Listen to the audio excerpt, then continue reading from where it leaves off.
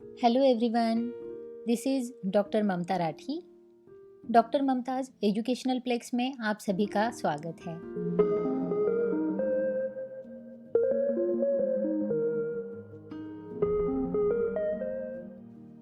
दोस्तों, हम लोग बात कर रहे हैं एमसीक्यू टाइप क्वेश्चंस की।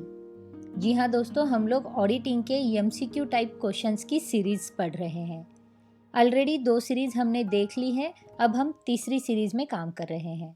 अगर आपको मेरी वो 2 सीरीज़ देखनी है तो उसकी लिंक मैंने डिस्क्रिप्शन बॉक्स में दी हुई है। वहाँ जाकर आप उन दोनों सीरीज़ को सॉल्व कर सकते हैं। इसी के साथ मैंने cost accounting, management accounting, corporate accounting और फिनेंशियल अकाउंटिंग के एमसीक्यू टाइप क्वेश्चंस की सीरीज़ भी मेरी चैनल पर अपलोड करी हुई है।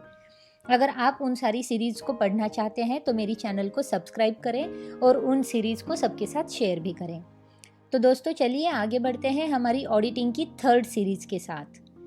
तो स्टार्ट करते हैं हमारे नेक्स्ट क्वेश्चंस के साथ। Which one of the following is not considered to be a part of planning? इनमें से कौन सी चीज़ प्लानिंग पार्ट में कंसिडर्ड नहीं होगी? Background, that is industry. Previous year audit, that is any qualification in the report. Considering the work to be done by the client staff, for example internal audit, and considering whether the financial statements show a true and fair view. अब इनमें से जब भी हम planning करेंगे तो planning में considering the work to be done by the client staff, for example internal audit को हम कंसिडर नहीं करेंगे। So option C is the correct answer. Next question, audit risk is composed of 3 factors. Which of the following is not one of these factors? Compliance risk, detection risk, control risk, inherent risk. तो इनमें से compliance risk जो है वो इन तीनों factors में नहीं आती है। So option A is the correct answer. Next question, which of the following should not be considered at the planning stage? इनमें से प्लानिंग स्टेज में किसे कंसिडर नहीं किया जाता? The timing of the audit, analytical review, last years return representation letter, obtaining return representations. तो planning stage जब होती है हमारी ऑडिटिंग की तो उसमें ऑब्टेनिंग रिटर्न रिप्रेजेंटेशंस जो है उनको कंसिडर नहीं किया जाता। सो option D is the correct answer. Next question, eight the planning stage you would not consider the timing of audit, whether corrections from the inventory count have been implemented, last year's audit, the potential use of internal audit. तो इनमें से हम weather corrections जो है हमारी inventory count को लेकर उसे इम्प्लीमेंट किया गया है या नहीं वो कंसिडर नहीं करेंगे। So option B is the correct answer. Next question, which of the following describes sampling risk? The risk of the auditor carrying out a test the wrong way round, the risk of reliance on unsuitable audit evidence, the risk that the sample does not reflect the population, the risk of the auditor reaching the wrong conclusion from testing. अब sampling risk जो होती है वो describe होती है जब हमारी population को हम रिफ्लेक्ट नहीं करती है अगर वो रिस्क। तो option C, the risk that sample does not reflect the population is the correct answer. Next question, which of the following is not an accepted method of selection in sampling? Sampling में accepted method of selection कौन सा नहीं है? Systematic selection, pervasive selection, random selection, haphazard selection. तो इनमें से pervasive selection जो है वो सिस्टमैटिक मेथड ऑफ सिलेक्शन नहीं है या एक्सेप्टेड मेथड नहीं है। So option B is the correct answer. Next question, which of the following are you unlikely to see in the current file of auditors working papers? Auditor के working paper के current file में इनमें से कौन सी चीज़ unlikely है? Memorandum and articles of association, audit planning memorandum, summary of unadjusted errors, details of the work done on the inventory count. तो इनमें memorandum and articles of association जो करेक्ट आंसर है हमारा वो है option A. Next question, according to ISA 500, the strength of audit evidence is determined by which 2 qualities? अब audit evidence की जो स्ट्रेंथ होती है वो कौन सी 2 क्वालिटीज पर बेस्ड है according to ISA 500? Appropriateness and competence, sufficiency and appropriateness, reliability and extensiveness, objectivity and independence. तो वो करेक्ट आंसर है हमारा sufficiency and appropriateness. Option B is the correct answer. Next question, which of the following is normally the most reliable source of audit evidence?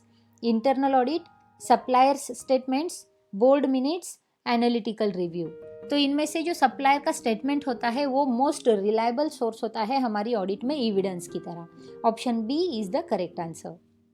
Next, the degree of effectiveness of an internal control system depends on the design of the internal control system and the implementation of the controls, the design of internal controls and implementation of the control system, the implementation of the controls and the correctness of the accounting records, the design of the internal control system and the correctness of accounting records। तो हमारी internal control system जो है उसकी effectiveness, degree of effectiveness जो है वो किस पर बेस्ड होती है? तो उसकी डिग्री ऑफ इफेक्टिवनेस जो है वो बेस्ड होती है हमारी इंटरनल कंट्रोल सिस्टम की डिज़ाइन पर और उसके इम्प्लीमेंटेशन, जो कि कंट्रोल के इम्प्लीमेंटेशन है उस पर। तो ऑप्शन ए जो है वो करेक्ट आंसर होगा। Next question, according to ISA 315, which of the following is not an element of control environment? ISA 315 के तहत इनमें से कौन सा कंट्रोल एनवायरनमेंट का एलिमेंट नहीं है? Participation of management, information processing, commitment to competence, human resource policies and practices. तो इनमें से इंफॉर्मेशन प्रोसेसिंग जो है वो कंट्रोल एनवायरनमेंट का एलिमेंट नहीं है। Option B is the correct answer. Next, according to ISA 315, which of the following is not a control activity? Performance reviews, physical controls, organizational structure, segregation of duties। तो इनमें से organisational structure जो है वो हमारी control activity में नहीं आता है। So option C is the correct answer. Next question, lapping is also known as teeming and lading, looping, embezzlement, hacking. तो इसका करेक्ट ऑप्शन है ये सेम क्वेश्चन हमने हमारी सीरीज 1 में भी देखा था, जिसमें हमें टीमिंग एंड लीडिंग का दूसरा नाम क्या है पूछा था। क्वेश्चन को बस घुमा के पूछा गया है। So option A is the correct answer. Next, goods sent on approval basis have been recorded as credit sales. This is an example of error of principle. अब इसमें गुड्स जो अप्रूवल बेसिस पर हमने भेजे थे उसको रिकॉर्ड कर दिया गया है क्रेडिट सेल्स पर। वो सेल्स नहीं थे बट उसको रिकॉर्ड कर दिया है सेल्स बेसिस पर। तो ये है हमारा error of principle. Option A is the correct answer. Next question, which of the following statement is not true? Management fraud is more difficult to detect than employ fraud, internal control system reduces the possibility of occurrence of employee fraud and management fraud, the auditor responsibility for detection and prevention of errors and fraud is similar। all statements are correct। तो इनमें से internal control system जो है वो reduce कर देती है possibility और ऑकरेंस हमारी एम्प्लॉय के फ्रॉड एंड मैनेजमेंट के फ्रॉड को। ये स्टेटमेंट करेक्ट नहीं है। Option B is the correct answer. Next, internal audit is undertaken by independent auditor, statutorily appointed auditor, by a person appointed by a management, by a government auditor। अब internal audit जो है वो undertake किया जाता है management ने जिस person को अपॉइंटमेंट किया है उसके साथ या उसके हाथों से। So option C, by the person appointed by the management, is correct answer. Next question, the scope of internal audit is decided by the shareholders, management, government, law। अब इंटरनल ऑडिट जो है तो उसका जो स्कोप है वो decide करेगा management. So option B is the correct answer. Next, audit of banks is an example of statutory audit, balance sheet audit, non current audit, all of the above. ये same question हमने पहले series में भी देखा था। Audit of banks जो है वो स्टैट्यूटरी ऑडिट भी है, वो एनुअल ऑडिट, पीरियडिक ऑडिट का भी एक एग्जांपल है, और वो नॉन करंट ऑडिट भी है। So all of the above, option D is the correct answer. Next, non current audit is a part of internal check system, continuous audit, internal audit system, none of this. तो non current audit जो होते हैं वो internal audit system में आते हैं। तो internal audit system का ही उसे एक पार्ट माना जाता है। So option C is the correct answer. Next, Audit in depth is synonymous for complete audit, completed audit, final audit, detailed audit. Audit in depth का सिनोनिम क्या है? तो ऑडिट इन डेप्थ का मतलब ही होता है detail audit. So option D is the correct answer. Next question. Institute of chartered accountants of Pakistan was established in 1961. Option C is the correct answer. Which of the following statement is not true about continuous audit? It is conducted at regular intervals. It may be carried out on daily basis. It is needed when the organization has a good internal control system. It is expensive.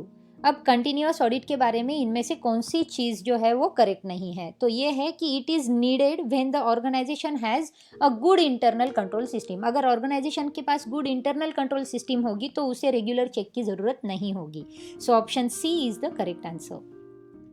Next. Internal check is carried on by staff specially appointed for the purpose, internal auditor, supervisor of the staff, members of the staff. तो internal check system जो है वो chain of system है जिसमें हम क्या करते हैं कि हमारे जो एक पर्सन का काम है वो दूसरे पर्सन के हाथों से उसको चेक कर देते हैं और ये चेन को हम कंटिन्यू रखते हैं. तो मेंबर्स ऑफ द स्टाफ जो है वो इंटरनल चेक को कैरिड आउट करेंगे. So option D is the correct option. Next. Error of omission are technical errors, errors of principle, compensating errors, none of the above. Error of omission जो होते हैं वो technical errors होते हैं. So option A is the correct answer. Next question. Window dressing implies curtailment of expenses, checking of wastages, undervaluation of assets, overvaluation of assets. Window dressing imply करती है हमारी overvaluation of assets को. Option D is the correct answer. Next. Test checking refers to testing of accounts and records, checking of selected number of transactions, examination of adjusting and closing entries, checking of all transactions recorded. Test checking में क्या होता है? तो test checking में हम check करते हैं हमारे सेलेक्टेड नंबर ऑफ ट्रांजैक्शंस को, तो उसी को टेस्ट चेकिंग कहा जाता है क्योंकि उसमें जितना मतलब सैंपल जितना डिसाइड किया है उसी के ऊपर चेकिंग होती है. So option B is the correct answer. Next question. Which of the following statement is not correct about materiality? Materiality के बारे में कौन सा स्टेटमेंट जो है वो करेक्ट नहीं है? Materiality is a relative concept. Materiality judgement involve both quantitative and qualitative judgement. Auditor's consideration of materiality is influenced by the auditor's perception of the needs of an informed decision maker who will rely on the financial statements. And at the planning stage, the auditor considers materiality at the financial statement level only. तो इनमें से जो last D option है वो correct नहीं है, जो है at the planning stage the auditor considers materiality at the financial statement level only. एक रॉन्ग स्टेटमेंट है. So option D is the correct answer. Next. Dash dash the audit risk, dash dash the materiality and dash dash the audit effort. अब lower the audit risk, higher the materiality and lower the audit effort. So option A is the correct answer. Next. When issuing unqualified opinion, the auditor who evaluates the audit findings should satisfied that the amount of known misstatement is documented in working papers. Estimates of the total likely misstatements is less than materiality level. Estimates of the total likely misstatement is more than materiality level, and estimates of more likely misstatement cannot be made. अब हमारे जब unqualified opinion को issue कर देते हैं auditor, तो auditor की जो फाइंडिंग्स होती है, ऑडिट फाइंडिंग्स जो इवैल्यूएट की गई है वो क्या सेटिस्फाई करती है? वो सेटिस्फाई करती है कि हमारे जो एस्टिमेट्स है टोटल लाइकली मिस स्टेटमेंट को लेकर वो लेस है हमारी मटेरियलिटी लेवल के साथ. So option B is the correct answer. Next. In determining the level of materiality of an audit, what should not be considered? अब हमारी ऑडिट की मटेरियलिटी लेवल के बारे में ये इनमें से कौन सी चीज़ कंसिडर नहीं की जाती है? Prior years errors, the auditors remuneration, adjusted इंटीरियम financial statements, prior year financial statement. तो ऑडिटर का रेम्यूनरेशन और हमारी ऑडिट की मटेरियलिटी लेवल का कोई भी कनेक्शन नहीं है, so option B is the correct option. Next, analytical procedures issued in planning stage of an audit generally helps to determine the nature, timing and extent of the audit processes, directs attention to potential risk areas, indicates important aspect of business, all of the above। अब analytical procedure जो issue की जाती है हमारी planning stage में audit के, उसमें generally कौन सी चीज़ें आती है, तो ये जो चारों ऑप्शन हमें यहाँ पर दिए गए हैं, इन चारों ऑप्शन को हम वहाँ पर देखते हैं। So all the options are correct, option D is the correct answer. Next question, which of the following statement is most closely associated with analytical procedures applied at substantive stage? अब substantive stage जो होती है हमारी analytical procedure की, उससे closely जो associated statement है वो कौन सा है? It helps to study relationship among balance sheet account. It helps to discover material misstatement in the financial statements. It helps to identify possible oversights. It helps to accumulate evidence supporting the validity of a specific account balance. तो हमारा correct option है option D. ये help करता है हमारी supportive evidences को accumulate करने के लिए, जो कि हमारी वैलिडिटी होती है हमारी स्पेसिफिक अकाउंट बैलेंस को लेकर। So option D is the correct answer. Next question, verification refers to examining the physical existence and valuation of assets, examining the journal and ledger, examining the vouchers related to assets, none of the above। Verification में क्या आता है? तो verification जब भी हम करते हैं तो असेट्स एंड लाइबिलिटीज का करते हैं, और उसमें हम हमारे जो फिजिकल एग्जिस्टेंस होता है हमारी एसेट्स का और उसका जो वैल्यूएशन होता है उसके ऊपर हम वेरिफिकेशन करते हैं। So option A is the correct answer. Next, stock should be valued at cost, market price, cost और market price whichever is lower, cost less depreciation. तो कॉस्ट हमेशा से ही वैल्यूड किया जाता है कॉस्ट और market price whichever is lower के साथ। So option C is the correct answer. Next, floating assets are valued at cost, market price, cost और market price whichever is lower, cost less depreciation. Floating asset जो होते हैं वो भी value किए जाते हैं कॉस्ट और market price whichever is lower के साथ। Option C is the correct option. Next, goods sold on the basis of sales और return should be included in the stock, should not be included in the stock, should be checked by auditor, none of the above. Should be included in stock. So option A is the correct answer. Next question, of the following which is the least persuasive type of audit evidence? Bank statement obtained from the client, documents obtained by auditor from third parties directly, carbon copies of sales invoices inspected by the auditor, computation made by the auditor। ये question हमने पहले भी देखा हुआ है। Option C, carbon copies of sales invoices inspected by the auditor is the correct answer. Next question, which of the following statements is generally correct about the reliability of audit evidence? To be reliable, evidence should conclusive rather than persuasive. Effective internal control system provides reliable audit evidence. Evidence obtained from outsider sources routed through the client, all are correct। तो इसमें से effective control system, internal control system जो है वो provide करती है reliable audit evidence को, ये करेक्ट है। So option B is the correct answer. Next, in an audit of financial statements, substantive tests are audit procedures that may be eliminated for an account balance under certain conditions, are designed to discover significant subsequent events, will increase proportionately when the auditor decreases the assessed level of control risk, may be test of transactions, test of balance and analytical procedures। तो हमारा correct option है option D, may be test of transactions, test of balance and analytical procedures. Next question is, the nature, timing and extent of substantive procedures is related to assessed level of control risk, randomly, disproportionately, directly, inversely। अब हमारा जो कोई control risk होता है उसका जो nature, timing और extent होता है वो सब्सटेंटिव प्रोसीजर के साथ डायरेक्टली अफेक्टेड होता है. So option C is the correct answer.